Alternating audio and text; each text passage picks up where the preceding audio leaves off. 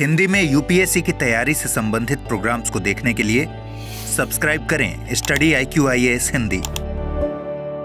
नमस्कार, study IQ IAS Hindi platform पर आपका स्वागत है। दोस्तों, अभी हम लोग चर्चा करने वाले हैं एक बेहद महत्वपूर्ण टॉपिक पर, और इस टॉपिक का संबंध है भारत की रक्षा प्रणाली से, भारत के रक्षा तंत्र से।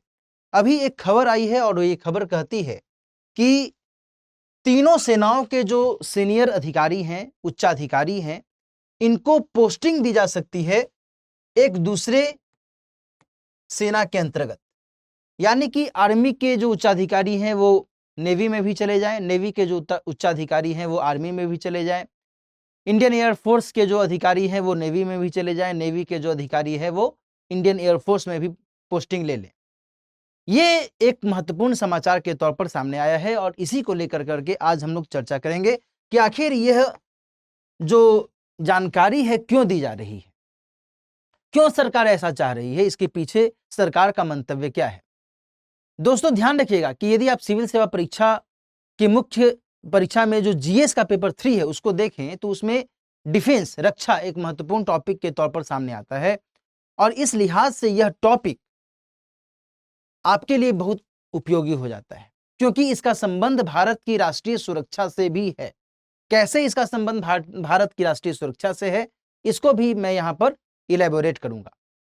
आगे की चर्चा शुरू करने से पहले मैं आपको एक और बात ध्यान दिला दूं कि स्टडी IQ IAS हिंदी की तरफ से जो P2I बैच की शुरुआत की जानी थी 19 जून से, वह बैच शुरू हो चुका है और आज की तारीख है 20 जून। यदि आपने अभी तक इसमें एडमिशन नहीं लिया है तो फिर अभी भी आपके पास में मौका है और आप अभी भी इस बैच में एडमिशन ले सकते हैं दिलीप लाइव कोड का इस्तेमाल करते हुए। 29,999 रुपए में इस बैच में आप एडमिशन ले सकते हैं। और ध्यान रखने वाली बात यह है कि इंग्लिश और हिंदी, इन तीनों में से किसी भी P2I बैच में आप एडमिशन ले सकते हैं इस कोड का इस्तेमाल करते हुए, है ना। तो 30 जून तक इस बैच में एडमिशन ओपन है। यदि आप इच्छुक हैं कि हाँ, आप जीएस की पढ़ाई बहुत बेहतर तरीके से करें, प्रॉपर तरीके से पढ़ें, सिलेबस को कंप्लीट करें, टेस्ट सीरीज के माध्यम से अपनी तैयारी को सुदृढ़ता प्रदान करें और IAS परीक्षा 2024 के लिए आप एकदम चाक चौबंद तरीके से तैयार रहें, तो फिर आपका स्वागत है इस बैच में, P2I बैच में।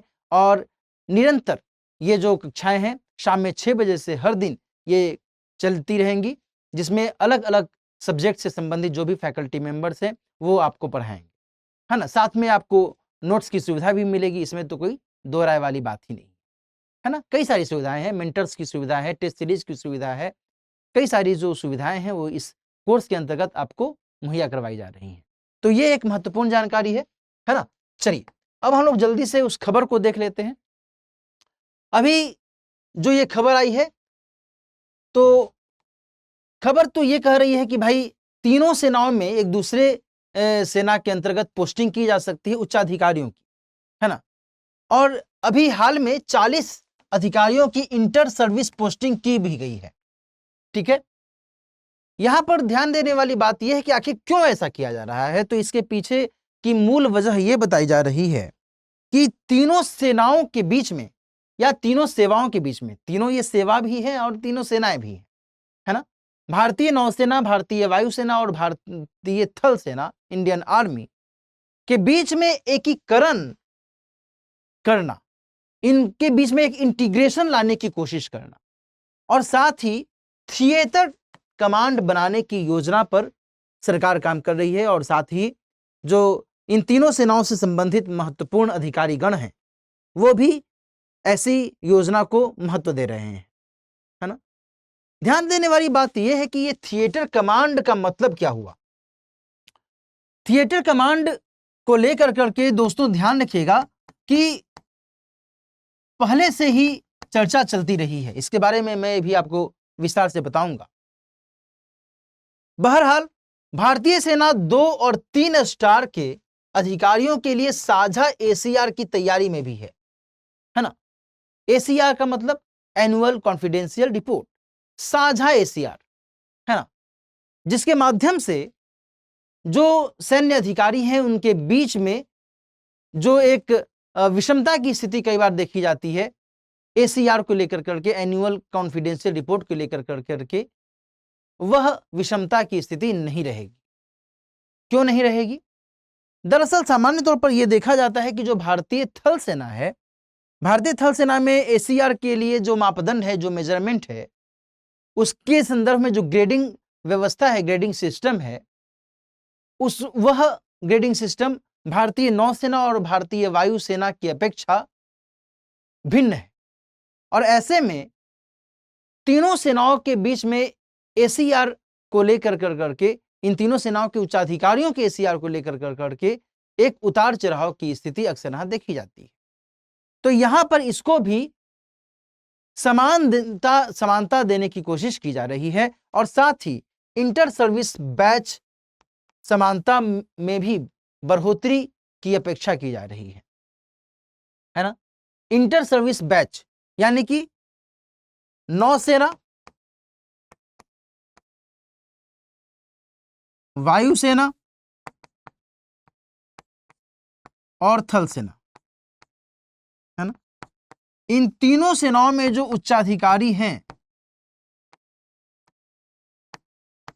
जो उच्चाधिकारी जिस बैच में भी रहे थे, तो एक दूसरे सेना के अंतर्गत यदि उनका आदान प्रदान होगा, उनकी पोस्टिंग होगी, तो फिर जो एक डिस्पैरिटी पहले रहती थी वह डिस्पैरिटी नहीं रहेगी, वह विषमता नहीं रहेगी। भारतीय वायुसेना के अधिकारी भारतीय नौसेना में भी अपने समकक्ष पद पर जाकर करके काम कर सकेंगे। भारतीय नौसेना के जो अधिकारी हैं वो अपने समकक्ष पद पर भारतीय वायुसेना या फिर भारतीय थल सेना में भी काम कर सकेंगे और इस तरीके से ये व्यवस्था लागू की जाएगी और एक समानता लाने की कोशिश की जाएगी। ऐसा नहीं लगेगा कि नहीं है वो एक ही बैच का तो है लेकिन वह हमसे अधिक उन्नत हो गया, है ना, उसका प्रमोशन जल्दी जल्दी हो गया और मेरा तो प्रमोशन अभी तक हुआ ही नहीं है कि नहीं। तो यहां पर इस बात को ध्यान में रखने की कोशिश की जा रही है। अब जो मूल मुद्दा है इस चर्चा में वह है थिएटर कमांड, है ना। थिएटर कमांड का मतलब क्या हुआ, क्या है इसका मकसद? इसका मकसद दरअसल यह है कि तीनों सेनाओं के बीच में एकीकरण करते हुए भारत की रक्षा सुरक्षा को और मजबूत किया जाए, है ना। और इसके लिए 3 महत्वपूर्ण कमांड की बात की जा रही है और इन 3 महत्वपूर्ण कमांड में एक पाकिस्तान की तरफ, एक चीन की तरफ और एक समुद्री कमांड यानी कि मैरीटाइम कमांड की बात की जा रही है ना। पाकिस्तान की तरफ एक कमांड, एक चीन और एक समुद्री कमांड की बात की जा रही है और इसके माध्यम से जो भारत की तीनों सेनाओं के बीच में समन्वय है इसको और मजबूत करने पर फोकस किया जा रहा है। ध्यान रखने वाली बात यह है कि भारत के पहले chief of defence staff CDS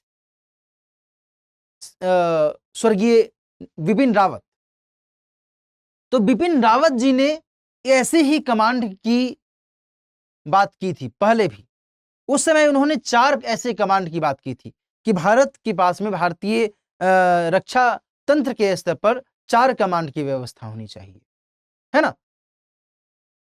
लेकिन फिलहाल यहां पर 3 कमांड की बात चल रही है और जो वर्तमान में भारत के CDS हैं, चीफ ऑफ डिफेंस स्टाफ हैं, है ना, इन्होंने भी इस पर जोर देते हुए कहा है कि एक संयुक्त बल, एक ज्वाइंट फोर्स हो, है ना। ऐसा क्यों कहा जा रहा है, क्यों इस तरीके से अलग अलग समय में इस तरीके की बातें उठ रही हैं? दरअसल मुद्दा यह है कि जब भारत का किसी भी देश के साथ, XYZ देश के साथ यदि युद्ध की संभावना बनती है तो फिर अमूमन ये देखा जाता है कि थल सेना अपने हिसाब से काम कर रही है, वायुसेना अपने हिसाब से काम कर रही है, नौसेना अपने हिसाब से काम कर रही है कि नहीं। जिस सेक्टर में जिस सेना का प्रभाव ज्यादा है वह उस हिसाब से काम कर रही है। तो एक तालमेल की कमी युद्ध के समय में न हो उसको महत्व देने की कोशिश की गई है। और बीते कुछ समय से जैसा कि हम सभी ने इस बात को महसूस किया है कि पाकिस्तान और चीन की तरफ से जिस हिसाब से एक प्रतिरोध होता रहा है, उसको मद्देनजर रखते हुए यहां पर यह पहल निश्चित तौर पर महत्वपूर्ण हो जाती है ना। कहने का मतलब यह है कि युद्ध के समय में, युद्ध की परिस्थितियों में सेना के बीच में यदि समन्वय होगा, संसाधनों के लाने ले जाने, संसाधनों को जुटाने पहुंचाने, जो भी साजो सामान है, सैन्य साजो सामानों को एक जगह से दूसरी जगह तक ले जाने, संचार के स्तर पर सुविधा बेहतर करने, इन सभी के संदर्भ में जो अपेक्षाएं होनी चाहिए, जो व्यवस्था होनी चाहिए, उस व्यवस्था को महत्व देने की कोशिश इसके माध्यम से की जा रही है ना। तो यहां पर इसी को महत्व दिया जा रहा है, संसाधन वितरण और समन्वय में आसानी हो, इसको भी यहां पर फोकस किया जा रहा है।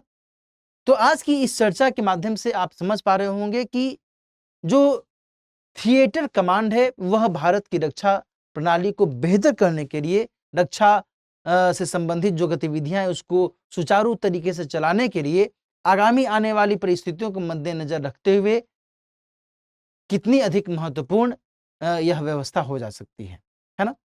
तो आज की इस चर्चा में हम लोग यहीं तक सीमित रखते हैं। मिलते हैं किसी और टॉपिक के साथ, किसी और प्रोग्राम में। तब तक अपना ख्याल रखिए। All the best. हिंदी में यूपीएससी की तैयारी से संबंधित प्रोग्राम्स को देखने के लिए सब्सक्राइब करें स्टडी IQ IAS हिंदी।